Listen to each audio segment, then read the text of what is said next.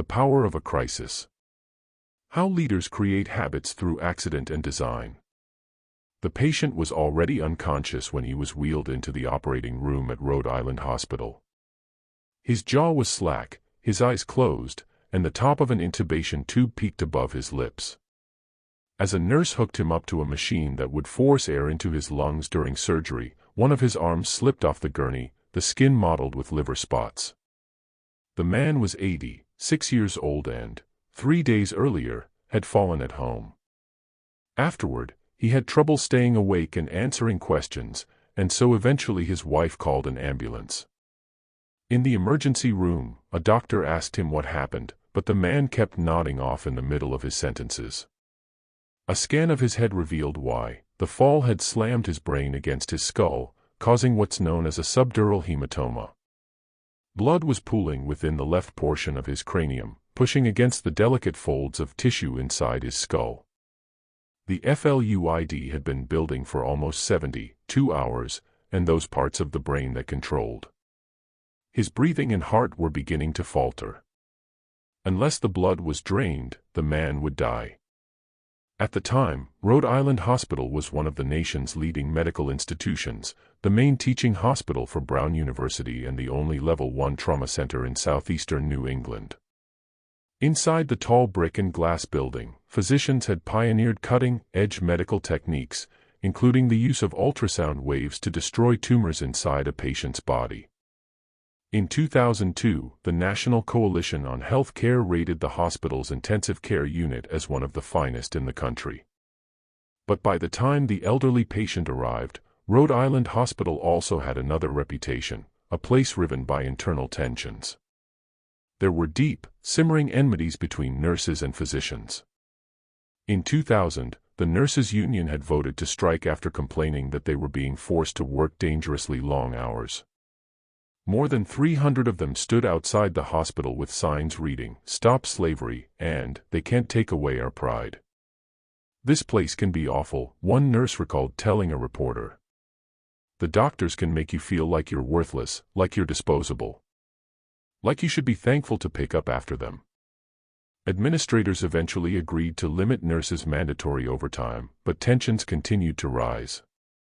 A few years later, a surgeon was preparing for a routine abdominal operation when a nurse called for a timeout.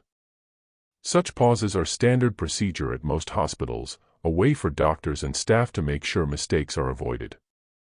The nursing staff at Rhode Island Hospital was insistent on time-outs, particularly since a surgeon had accidentally removed the tonsils of a girl who was supposed to have eye surgery. Time-outs were supposed to catch such errors before they occurred. At the abdominal surgery, when the nurse asked the team to gather around the patient for a timeout and to discuss their plan, the doctor headed for the doors. "Why don't you lead this?" the surgeon told the nurse. "I'm going to step outside for a call. Knock when you're ready." "You're supposed to be here for this, doctor," she replied. "You can handle it," the surgeon said, as he walked toward the door. "Doctor, I don't feel this is appropriate." The doctor stopped and looked at her. "If I want your damn opinion, I'll ask for it," he said. "Don't ever question my authority again. If you can't do your job, get the hell out of my OR." The nurse led the time out, retrieved the doctor a few minutes later, and the procedure occurred without complication. She never contradicted a physician again, and never said anything when other safety policies were ignored. Some doctors were fine, and some were monsters, one nurse who worked at Rhode Island Hospital in the mid-2000s told me. "We called it the glass factory, because it felt like everything could crash down at any minute." To deal with these tensions, the staff had developed informal rules, each a bit unique to the institution. Had helped avert the most obvious conflicts. Nurses, for instance, always heck the orders of roan physicians and quietly made sure that correct doses were entered. They took extra time to write clearly on patients' charts, lest a hasty surgeon make the wrong cut. One nurse told me they developed a system of color codes to warn one another. "We put doctors' names in different colors on the white boards," she said. Blue meant nice, red meant jerk, and black meant, Whatever you do, don't contradict them or they'll take your head off. Rhode Island Hospital was a place led with a corrosive culture. Unlike at Alcoa, where carefully designed keystone habits surrounding worker safety had created larger and larger successes, inside Rhode Island Hospital, habits emerged on the fly among nurses seeking to offset physician arrogance. The hospital's routines weren't carefully thought out. Rather, they appeared by accident and spread through whispered warnings, until toxic patterns emerged. This can happen within any organization where habits aren't deliberately planned. Just as choosing the right keystone habits can create amazing change, the wrong ones can create disasters. And when the habits within Rhode Island Hospital imploded, they caused terrible mistakes. When the emergency room staff saw the brain scans of the EIT's 9-year-old man with the subdural hematoma, they immediately paged the neurosurgeon on duty. He was in the middle of a routine spinal surgery, but when he got the page, he stepped away from the operating table and looked at images of the elderly man's head on a computer screen. The surgeon told his assistant, a nurse practitioner, to go to the emergency room and get the man's wife to sign a consent form approving surgery. He finished his spinal procedure. A half hour later, the elderly man was wheeled into the same operating theater. Nurses were rushing around. The unconscious elderly man was placed on the table. A nurse picked up his consent form and medical chart. "Doctor," the nurse said, looking at the patient's chart. "The consent form doesn't say where the hematoma is." The nurse leafed through the paperwork. There was no clear indication of which side of his head they were supposed to operate on. Every hospital relies upon paperwork to guide surgeries. Before any cut is made, a patient or family member is supposed to sign a document approving each procedure and verifying the details. In a chaotic environment, where as many as a dozen doctors and nurses may handle a patient between the ER and the recovery suite, consent forms are the instructions that keep track of what is supposed to occur. Except in emergencies, no one is supposed to go into surgery without a signed and detailed consent. "I saw the scans before," the surgeon said. "It was the right side of the head. If we don't do this quickly, he's gonna die." "Maybe we should pull up the LMS again," the nurse said, moving toward a computer terminal. For security reasons, the hospital's computers locked after 15 minutes of idling. It would take at least a minute for the nurse to log in and load the patient's brain scans onto the screen. "We don't have time," the surgeon said. "They told me he's crashing. We've got to relieve the pressure." "What if we find the family?" the nurse asked. "If that's what you want, then call the fucking ER and find the family. In the meantime, I'm going to save his life." The surgeon grabbed the paperwork, scribbled "right" on the consent form, and initialed it. "There," he said. "We have to operate immediately." The nurse had worked at Rhode Island Hospital for a year. He understood the hospital's culture. This surgeon's name, the nurse knew, was often scribbled in black on the large whiteboard in the hallway, signaling that nurses should beware. The unwritten rules in this scenario were clear: the surgeon always wins. The nurse put down the chart and stood aside as the doctor positioned the elderly man's head in a cradle that provided access to the right side of his skull and shaved and applied antiseptic to his head. The plan was to open the skull and suction out the blood pooling on top of his brain. The surgeon sliced away a flap of scalp, exposed the skull, and put a drill against the white bone. He began pushing until the bit broke through with a soft pop. He made 2 more holes and used a saw to cut out a triangular piece of the man's skull. Underneath was the dura, the translucent sheath surrounding the brain. "Oh my God," someone said. There was no hematoma. They were operating on the wrong side of the head. "We need him turned," the surgeon yelled. The triangle of bone was reattached with small metal plates and screws, and the patient's scalp sewed up. His head was shifted to the other side and then, once again, shaved, cleansed, cut, and drilled until a triangle of skull could be removed. This time, the hematoma was immediately visible, a dark bulge that spilled like thick syrup when the dura was pierced. The surgeon vacuumed the blood and the pressure inside the old man's skull fell immediately. The surgery, which should have taken about an hour, had run almost twice as long. Afterward, the patient was taken to the intensive care unit, but he never regained full consciousness. 2 weeks later, he died. A subsequent investigation said it was impossible to determine the precise cause of death, but the patient's family argued that the trauma of the medical error had overwhelmed his already fragile body, that the stress of removing 2 pieces of skull, the additional time in surgery, and the delay in evacuating the hematoma had pushed him over the edge. If not for the mistake, they claimed, he might still be alive. The hospital paid a settlement and the surgeon was barred from ever working at Rhode Island Hospital again. Such an accident, some nurses later claimed, was inevitable. Rhode Island Hospital's institutional habits were so dysfunctional, it was only a matter of time until a grievous mistake occurred. It's not just hospitals that breed dangerous patterns, of course. Destructive organizational habits can be found within hundreds of industries and at thousands of FI-RMS. And almost always, they are the The reporting in this chapter is based upon interviews with multiple people working at Rhode Island Hospital and involved in this incident, some of whom provided different accounts of the events.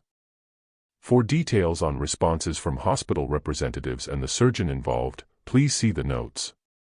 Products of thoughtlessness, of leaders who avoid thinking about the culture and so let it develop without guidance.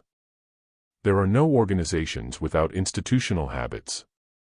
There are only places where they are deliberately designed, and places where they are created without forethought, so they often grow from rivalries or fear.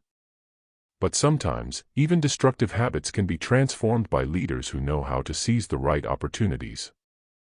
Sometimes, in the heat of a crisis, the right habits emerge.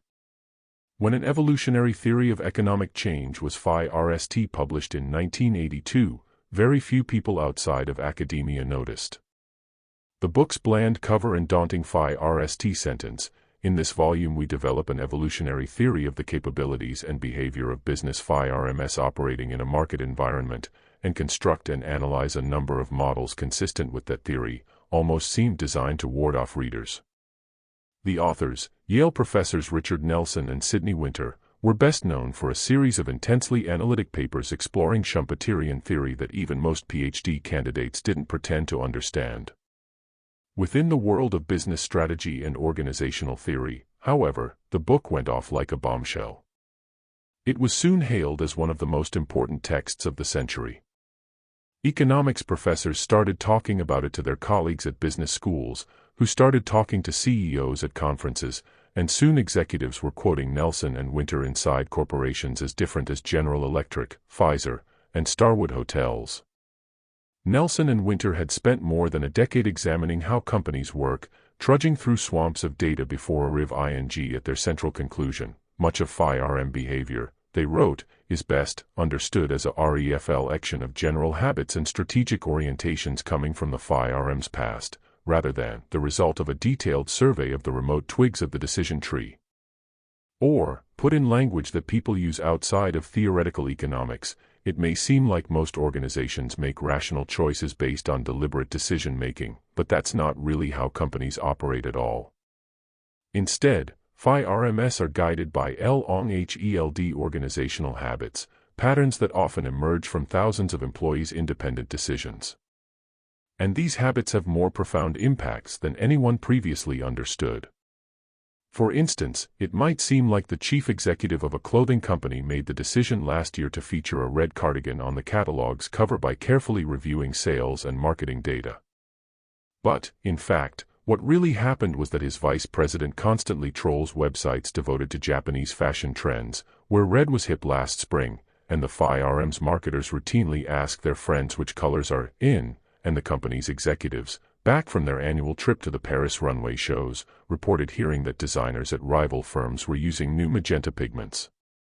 All these small inputs, the result of uncoordinated patterns among executives gossiping about competitors and talking to their friends, got mixed into the company's more formal research and development routines until a consensus emerged: red will be popular this year. No one made a solitary, deliberate decision. Rather, dozens of habits, processes, and behaviors converged until it seemed like red was the inevitable choice. These organizational habits, or routines, as Nelson and Winter called THEM, are enormously important, because without them, most companies would never get any work done. Routines provide the hundreds of unwritten rules that companies need to operate. They allow workers to experiment with new ideas without having to ask for permission at every step. They provide a kind of organizational memory so that managers don't have to reinvent the sales process every 6 months or panic each time a VP quits. Routines reduce uncertainty. A study of recovery efforts after earthquakes in Mexico and Los Angeles, for instance, found that the habits of relief workers, which they carried from disaster to disaster, and which included things such as establishing communication networks by hiring children to carry messages between neighborhoods, were absolutely critical, because without them, policy formulation and implementation would be lost in a jungle of detail. But among the most important benefits of routines is that they create truces between potentially warring groups or individuals within an organization. Most economists are accustomed to treating companies as idyllic places where everyone is devoted to a common goal, making as much money as possible. Nelson and Winter pointed out that, in the real world, that's not how things work at all. Companies aren't big happy families where everyone plays together nicely. Rather, most workplaces are made up of fiefdoms where executives compete for power and credit, often in hidden skirmishes that make their own performances appear superior and their rivals seem worse. Divisions compete for resources and sabotage each other to steal glory. Bosses pit their subordinates against one another so that no one can mount a coup. Companies aren't families. They're battlefields in a civil war. Yet despite this capacity for internecine warfare, most companies roll along relatively peacefully, year after year, because they have routines, habits, that create truces that allow everyone to set aside their rivalries long enough to get a day's work done. Organizational habits offer a basic promise: if you follow the established patterns and abide by the truce, then rivalries won't destroy the company, the profits will roll in, and, eventually, everyone will get rich. A salesperson, for example, knows she can boost her bonus by giving favored customers hefty discounts in exchange for larger orders. But she also knows that if every salesperson gives away hefty discounts, the firm will go bankrupt and there won't be any bonuses to hand out. So a routine emerges. The salespeople all get together every January and agree to limit how many discounts they offer in order to protect the company's profits, and at the end of the year everyone gets a raise. Or take a young executive gunning for vice president who, with one quiet phone call to a major customer, could kill a sale and sabotage a colleague's division, taking him out of the running for the promotion. The problem with sabotage is that even if it's good for you, it's usually bad for the firm. So at most companies, an unspoken compact emerges: it's okay to be ambitious, but if you play too rough, your peers will unite against you. On the other hand, if you focus on boosting your own department, rather than undermining your rival, you'll probably get taken care of over time. Routines and truces offer a type of rough organizational justice, and because of them, Nelson and Winter wrote, conflict ICT within companies usually follows largely predictable paths and stays within predictable bounds that are consistent with the ongoing routine. The usual amount of work gets done, reprimands and compliments are delivered with the usual frequency. Nobody is trying to steer the organizational ship into a sharp turn in the hope of throwing a rival overboard. Most of the time, routines and truces work perfectly. Rivalries still exist, of course, but because of institutional habits, they're kept within bounds and the business thrives. However, sometimes even a truce proves insufficient.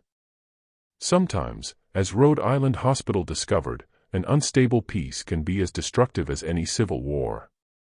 Somewhere in your OFFICE, buried in a desk drawer, there's probably a handbook you received on your first day of work. It contains expense forms and rules about vacations, insurance options, and the company's organizational chart. It has brightly colored graphs describing different health care plans, a list of relevant phone numbers, and instructions on how to access your email or enroll in the 401k. Now, imagine what you would tell a new colleague who asked for advice about how to succeed at your firm. Your recommendations probably wouldn't contain anything you'd find in the company's handbook. Instead, the tips you would pass along: who is trustworthy, which secretaries have more clout than their bosses, how to manipulate the bureaucracy to get something done, are the habits you rely on every day to survive.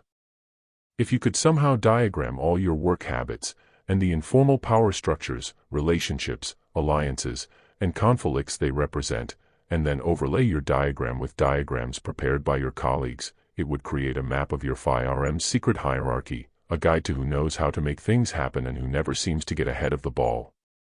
Nelson and Winter's routines, and the truces they make possible, are critical to every kind of business.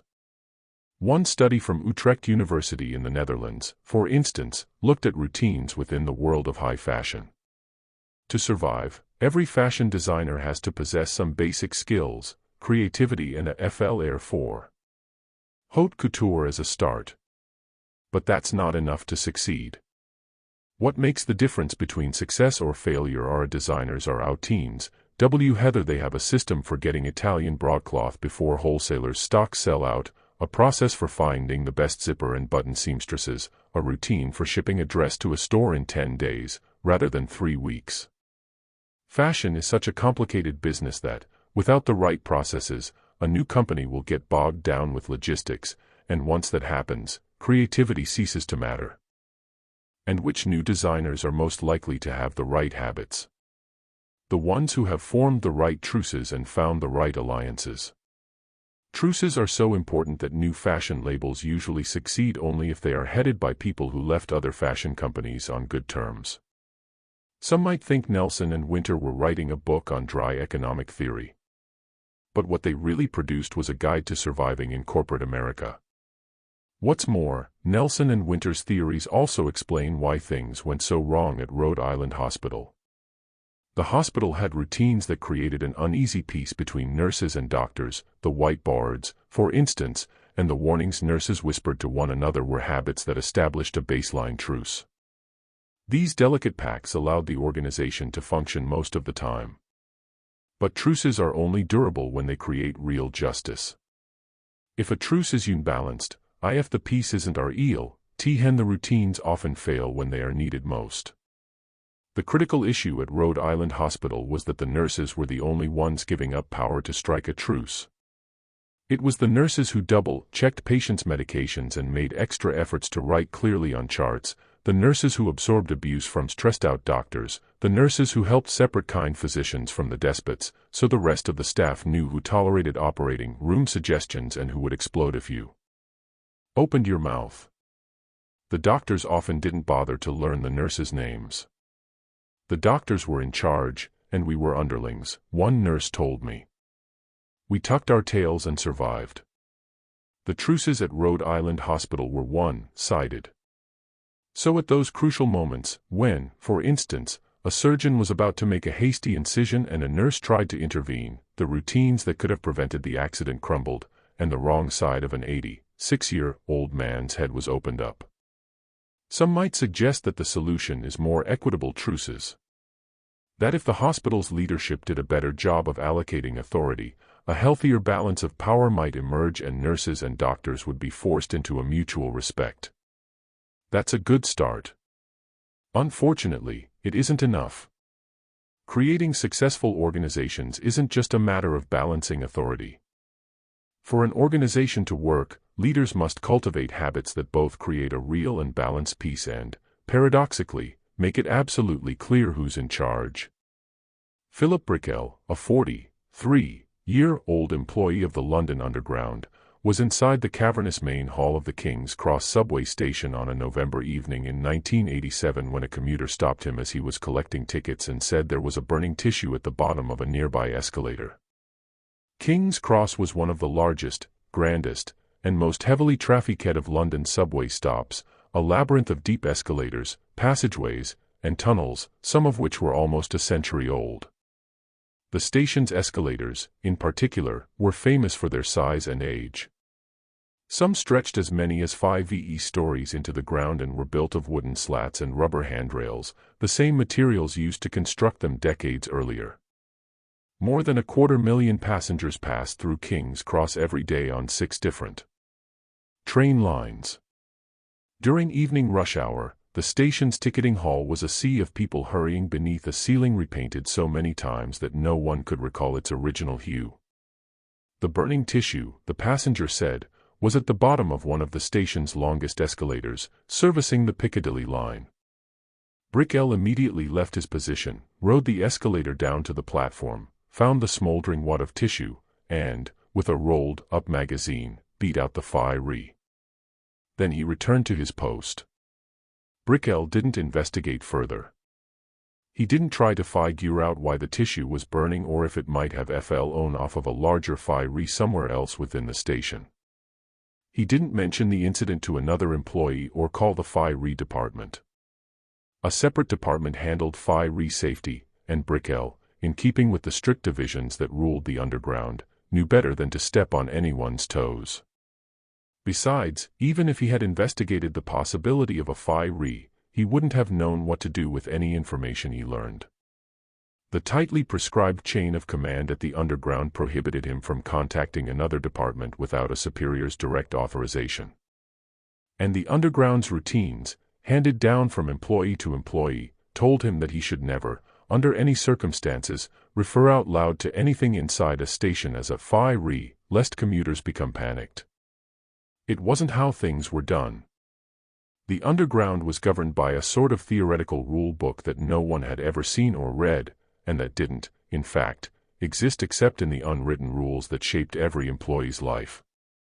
For decades, the underground had been run by the 4 barons, the chiefs of civil, signal, electrical, and mechanical engineering, and within each of their departments, there were bosses and sub-bosses who all jealously guarded their authority. The trains ran on time because all 19,000 underground employees cooperated in a delicate system that passed passengers and trains among dozens, sometimes hundreds, of hands all day long. But that cooperation depended upon a balance of power between each of the 4 departments and all their lieutenants that, itself, relied upon thousands of habits that employees adhered to. These habits created a truce among the 4 barons and their deputies. And from that truce arose policies that told Brickell, looking for fires isn't your job. Don't overstep your bounds.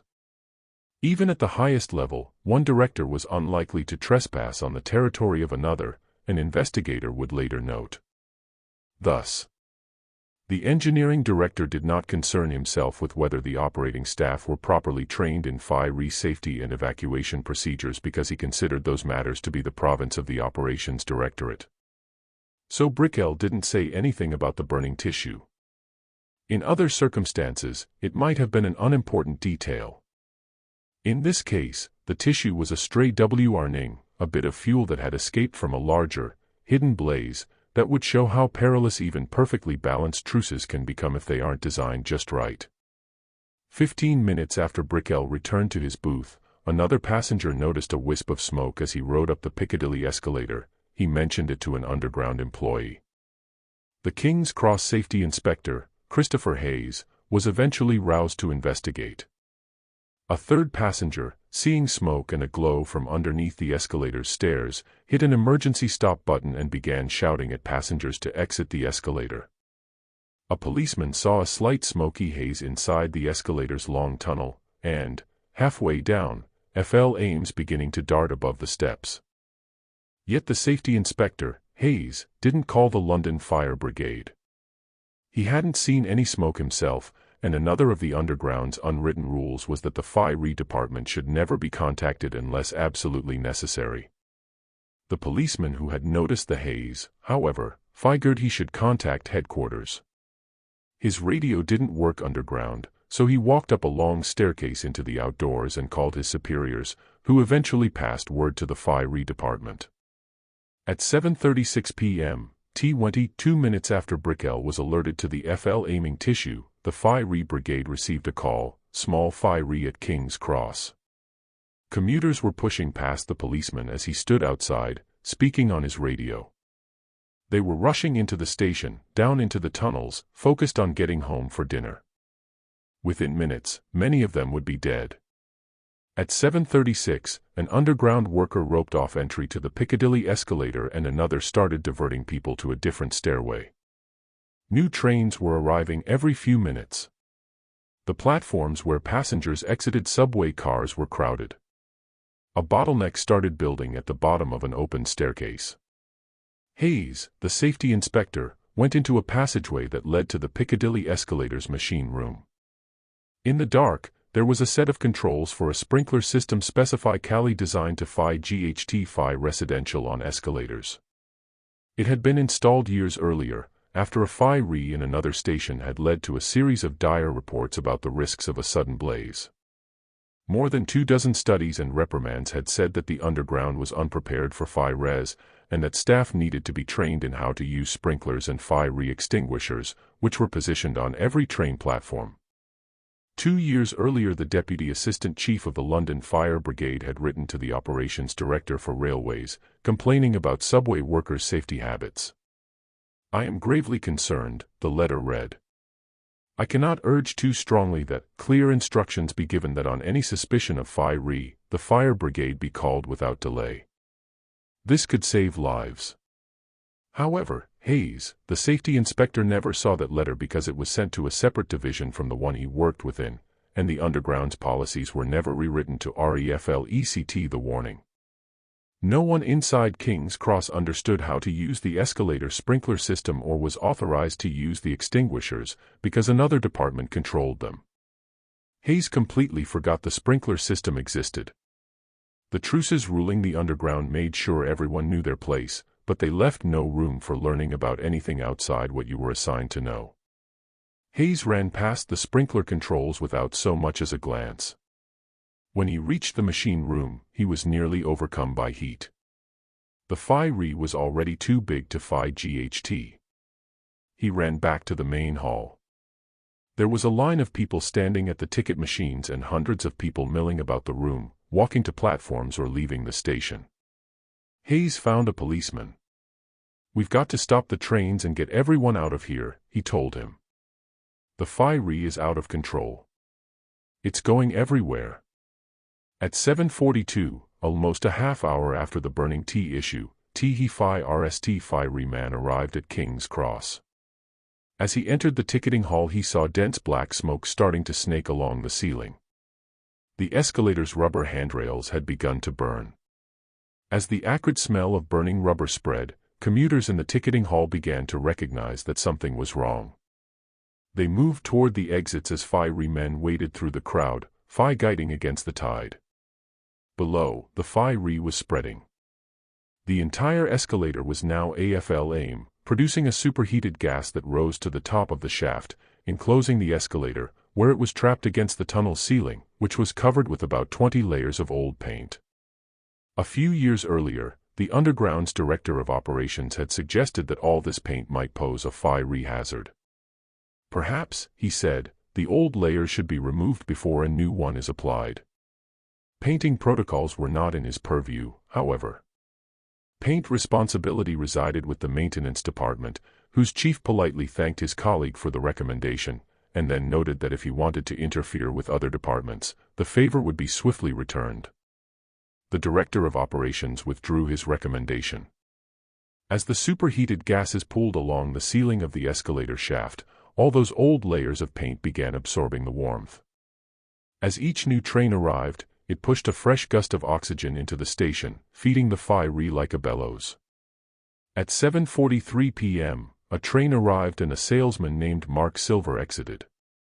He knew immediately that something was wrong. The air was hazy, the platform packed with people. Smoke wafted around where he was standing, curling around the train cars as they sat on the tracks. He turned to re-enter the train, but the doors had closed. He hammered on the windows, but there was an unofficial policy to avoid tardiness. Once the doors were sealed, they did not open again. Up and down the platform, Silver and other passengers screamed at the driver to open the doors. The signal light changed to green, and the train pulled away. One woman jumped on the tracks, running after the train as it moved into the tunnel. "Let me in," she screamed. Silver walked down the platform, to where a policeman was directing everyone away from the Piccadilly escalator and to another stairway. There were crowds of panicked people waiting to get upstairs. They could all smell the smoke, and everyone was packed together. It felt hot, either from the fire or the crush of people. Silver wasn't sure. He finally got to the bottom of an escalator that had been turned off. As he climbed toward the ticketing hall, he could feel his legs burning from heat coming through a 15-foot wall separating him from the Piccadilly shaft. "I looked up and saw the walls and ceiling sizzling," he later said. At 7:45 p.m., an arriving train forced a large gust of air into the station.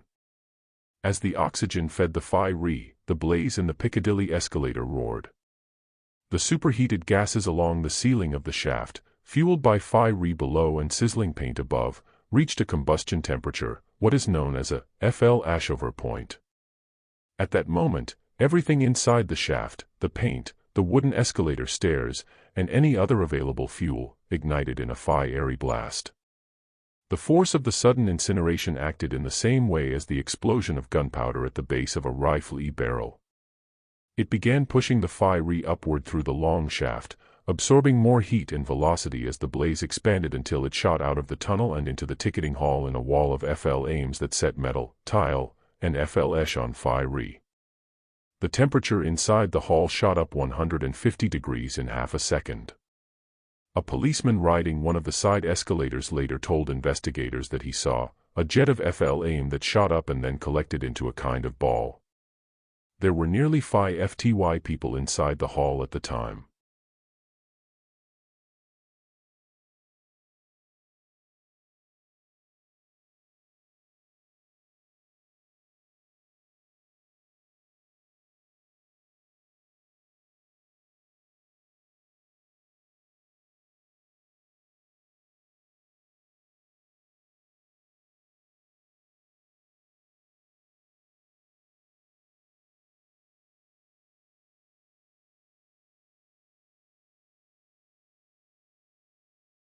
Above ground, on the street, a passerby felt heat explode from one of the subway's exits, saw a passenger stagger out, and ran to help.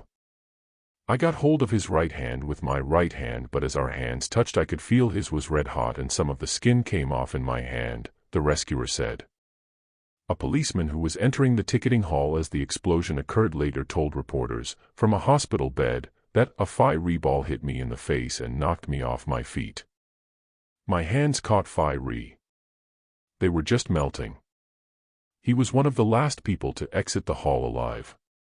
Shortly after the explosion, dozens of fire trucks arrived. But because the fire department's rules instructed them to connect their hoses to street-level hydrants, rather than those installed by the underground inside the station, and because none of the subway employees had blueprints showing the station's layout, the plans were in an OFFICE that was locked, and none of the ticketing agents or the station manager had keys, it took hours to extinguish the flames. When the blaze was finally put out at 1:46 a.m., 6 hours after the burning tissue was noticed, the toll stood at 30, 1 dead and dozens injured. "Why did they send me straight into the fire?" a 20-year-old music teacher asked the next day from a hospital bed. "I could see them burning. I could hear them screaming. Why didn't someone take?" To answer those questions, consider a few of the truces the London Underground relied upon to function. Ticketing clerks were warned that their jurisdiction was strictly limited to selling tickets, so if they saw a burning tissue, they didn't warn anyone for fear of overstepping their bounds. Station employees weren't trained how to use the sprinkler system or extinguishers, because that equipment was overseen by a different division. The station's safety inspector never saw a letter from the London Fire Brigade warning about fire risks because it was sent to the operations director, and information like that wasn't shared across divisions. Employees were instructed only to contact the fire brigade as a last resort, so as not to panic commuters unnecessarily. The fire brigade insisted on using its own street-level hydrants, ignoring pipes in the ticketing hall that could have delivered water, because they had been ordered not to use equipment installed by other agencies. In some ways, each of these informal rules, on its own, makes a certain amount of sense. For instance, the habits that kept ticketing clerks focused on selling tickets instead of doing anything else, including keeping an eye out for warning signs of FI-RE, existed because, years earlier, the Underground had problems with understaffed kiosks. Clerks kept leaving their posts to pick up trash or point tourists toward their trains, and as a result, long lines would form. So clerks were ordered to stay in their booths, sell tickets, and not worry about anything else. It worked. Lines disappeared. If clerks saw something amiss outside their kiosks, beyond their scope of responsibility, they minded their own business. And the FI-RE Brigade's habit of insisting on their own equipment. That was a result of an incident, a decade earlier, when a FI-RE had raged in another station as FI-RE men wasted precious minutes trying to hook up their hoses to unfamiliar pipes.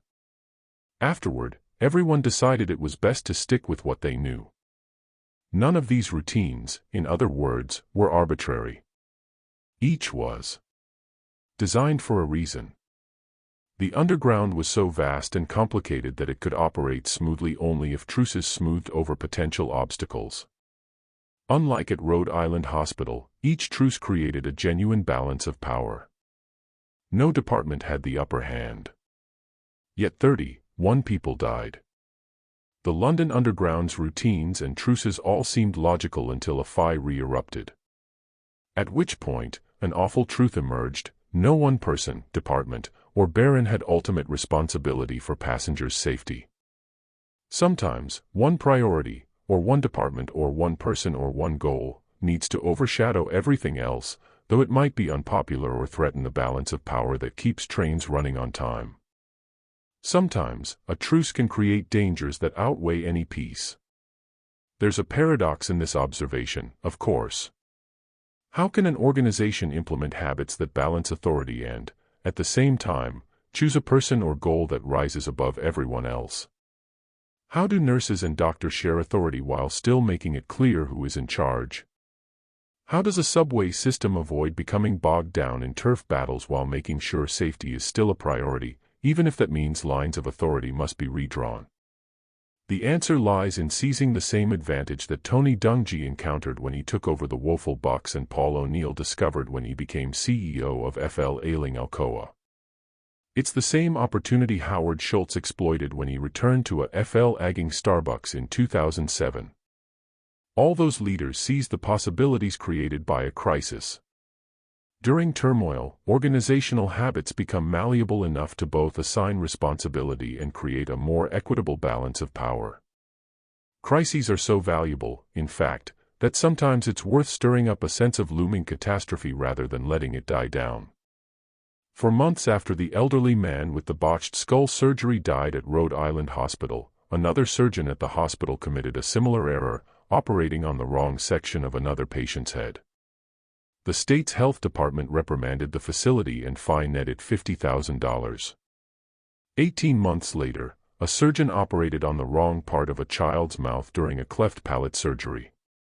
5 months after that, a surgeon operated on a patient's wrong pharynx. 10 months after that, a drill bit was left inside a man's head. For these transgressions, the hospital was fined another $450,000. Rhode Island Hospital is not the only medical institution where such accidents happen, of course, but they were unlucky enough to become the poster child for such mistakes. Local newspapers printed detailed stories of each incident. Television stations set up camp outside the hospital. The national media joined in, too. The problem's not going away, a vice president of the National Hospital Accreditation Organization told an Associated Press reporter. Rhode Island Hospital, the state's medical authorities declared to reporters, was a facility in chaos. It felt like working in a war zone, a nurse told me. There were TV reporters ambushing doctors as they walked to their cars. One little boy asked me to make sure the doctor wouldn't accidentally cut off his arm during surgery. It felt like everything was out of control. As critics and the media piled on, a sense of crisis emerged within the hospital. Some administrators started worrying that the facility would lose its accreditation. Others became defensive, attacking the television stations for singling them out. I found a button that said "scapegoat" that I was going to wear to work, one doctor told me. My wife said that was a bad idea. Then an administrator, Dr. Mary Wright Cooper, who had become Chief Quality Officer a few weeks before the 86-year-old man's death, spoke up. In meetings with the hospital's administrators and staff, Cooper said that they were looking at the situation all wrong. All this criticism wasn't a bad thing, she said. In fact, the hospital had been given an opportunity that few organizations ever received. I saw this as an opening, Dr. Cooper told me. There's a long history of hospitals trying to attack these problems and failing. Sometimes people need a jolt, and all the bad publicity was a serious jolt. It gave us a chance to re-examine everything. Rhode Island Hospital shut down all elective surgery units for an entire DI, a huge expense. A ND put the entire staff through an intensive training program that emphasized teamwork and stressed the importance of empowering nurses and medical staff. The chief of neurosurgery resigned and a new leader was selected. The hospital invited the Center for Transforming Healthcare, a coalition of leading medical institutions, to help redesign its surgical safeguards. Administrators installed video cameras in operating rooms to make sure time-outs occurred and checklists were mandated for every surgery. A computerized system allowed any hospital employee to anonymously report problems that endangered patient health. Some of those initiatives had been proposed at Rhode Island Hospital in previous years, but they had always been struck down. Doctors and nurses didn't want people recording their surgeries or other hospitals telling them how to do their jobs. But once a sense of crisis gripped Rhode Island Hospital, everyone became more open to change. Other hospitals have made similar shifts in the wake of mistakes and have brought down error rates that just years earlier had seemed immune to improvement. Like Rhode Island Hospital, these institutions have found that reform is usually possible only once a sense of crisis takes hold.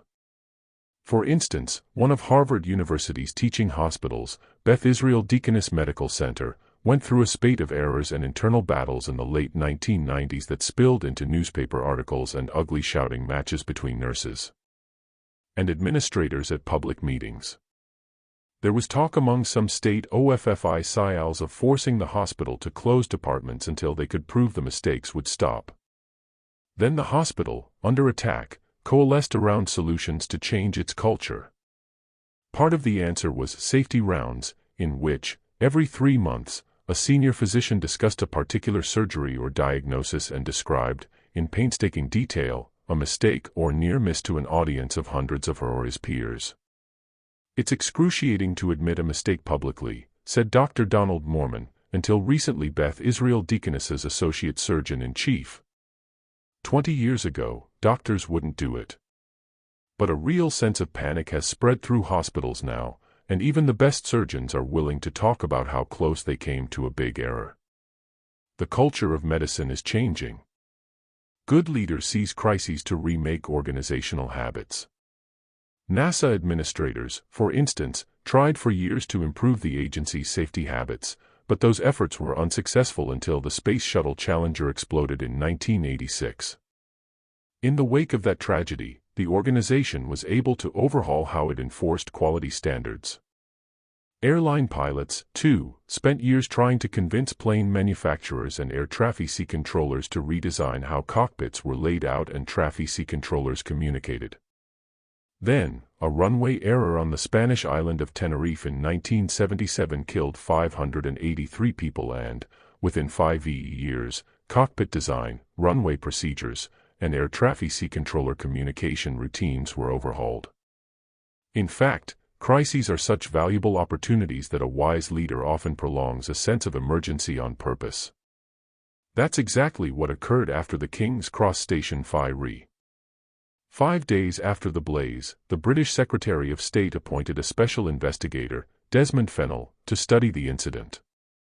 Fennell began by interviewing the underground's leadership, and quickly discovered that everyone had known, for years, that fire safety was a serious problem, and yet nothing had changed.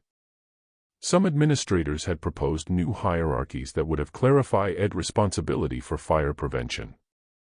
Others had proposed giving station managers more power so that they could bridge departmental divides. None of those reforms had been implemented. When Fennell began suggesting changes of his own, he saw the same kinds of roadblocks, department chiefs refusing to take responsibility or undercutting him with whispered threats to their subordinates, start to emerge. So he decided to turn his inquiry into a media circus. He called for public hearings that lasted 91 days and revealed an organization that had ignored multiple warnings of risks. He implied to newspaper reporters that commuters were in grave danger whenever they rode the subway. He cross-examined dozens of witnesses who described an organization where turf battles mattered more than commuter safety. His FI-NAL report, released almost a year after the FI-RE, was a scathing, 250-page indictment of the underground portraying an organization crippled by bureaucratic ineptitude. Having set out as an investigation into the events of one night, Fennell wrote, the report's scope was necessarily enlarged into the examination of a system. He concluded with pages and pages of stinging criticisms and recommendations that, essentially, suggested much of the organization was either incompetent or corrupt. The response was instantaneous and overwhelming. Commuters picketed the Underground's OFFICES. The organization's leadership was fired. A slew of new laws were passed and the culture of the Underground was overhauled. Today, every station has a manager whose primary responsibility is passenger safety, and every employee has an obligation to communicate at the smallest hint of risk. All the trains still run on time. But the Underground's habits and truces have adjusted just enough to make it clear who has ultimate responsibility for fire prevention, and everyone is empowered to act, regardless of whose toes they might step on. The same kinds of shifts are possible at any company where institutional habits, through thoughtlessness or neglect, have created toxic truces. A company with dysfunctional habits can't turn around simply because a leader orders it. Rather, wise executives seek out moments of crisis, or create the perception of crisis, and cultivate the sense that something must change, until everyone is finally ready to overhaul the patterns they live with each day. You never want a serious crisis to go to waste, Rahm Emanuel told a conference of chief executives in the wake of the 2008 global financial meltdown, soon after he was appointed as President Obama's chief of staff. This crisis provides the opportunity for us to do things that you could not do before. Soon afterward, the Obama administration convinced a once reluctant Congress to pass the president's $787 billion stimulus plan. Congress also passed Obama's health care reform law, reworked consumer protection laws, and approved dozens of other statutes, from expanding children's health insurance to giving women new opportunities to sue over wage discrimination.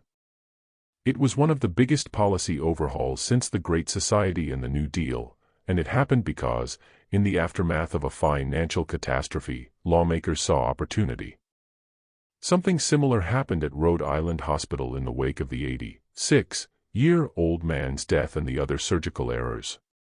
Since the hospital's new safety procedures were fully implemented in 2009, no wrong site errors have occurred. The hospital recently earned a Beacon Award, the most prestigious recognition of critical care nursing, and honors from the American College of Surgeons for the quality of cancer care. More important, say the nurses and doctors who work there, Rhode Island Hospital feels like a completely different place. In 2010, a young nurse named Allison Ward walked into an operating room to assist on a routine surgery. She had started working in the OR a year earlier. She was the youngest and least experienced person in the room. Before the surgery began, the entire surgical team gathered over the unconscious patient for a time out. The surgeon read from a checklist, posted on the wall, which detailed every step of the operation. "Okay, FI-NAL step," he said before he picked up his scalpel. "Does anyone have any concerns before we start?" The doctor had performed hundreds of these surgeries. He had an OFFICE full of degrees and awards. "Doctor," the 27-year-old Ward said, "I want to remind everyone that we have to pause before the FI-RST and second procedures. You didn't mention that, and I just want to make sure we remember. It was the type of comment that, a few years ago, might have earned her a rebuke. Or ended her career. Thanks for adding that, the surgeon said. I'll remember to mention it next time. Okay, he said, let's start. I know this hospital has gone through some hard periods, Ward later told me. But it's really cooperative now. Our training, all the role models, the whole culture of the hospital is focused on teamwork. I feel like I can say anything. It's an amazing place to work.